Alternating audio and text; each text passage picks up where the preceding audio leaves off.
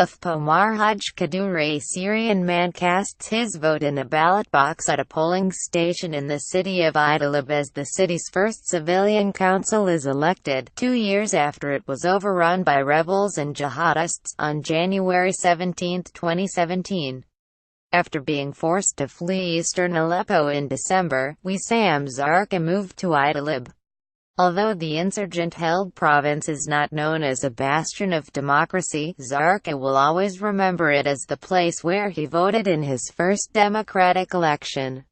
Idlib. I asked them how he had become president. One student replied, "He has a lot of money." I agreed that he did, but argued that there are many other wealthy individuals, yet none of them became president. At this prompt, they concluded that he had been elected over the others because the majority had chosen him. "Is the majority always right?" I asked. They replied with a confident and resounding no in a lecture on research methodology and qualitative and quantitative research. I had my university students compare the concept of democracy with the concept of shura in Islam. Shura is an Arabic word that translates as consultation.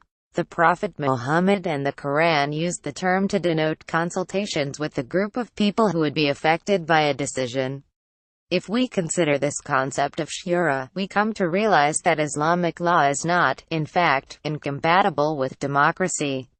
Despite its drawbacks, I believe in democracy and do believe that a qualitative democracy is the best way to apply the Islamic principle of shura.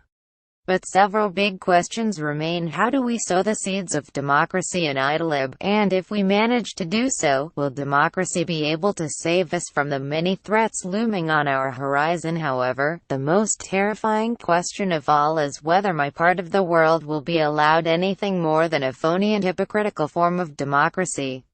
This article originally appeared on Syria Deeply, and you can find the original here. For important news about the war in Syria, you can sign up to the Syria Deeply email list. Download.